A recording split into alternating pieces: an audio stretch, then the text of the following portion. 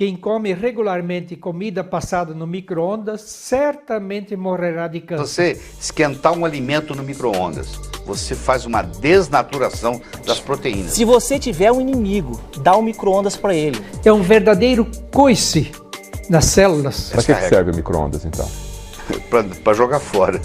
Comida morta, adulterada, totalmente sem vida. Se eu esquentar um pedaço de carne no micro-ondas, não é o mesmo produto que entrou. O que vai sair é diferente do que entrou. É o eletrodoméstico mais cancerígeno do planeta. Aposente o seu micro-ondas quanto antes, se você quiser ter saúde.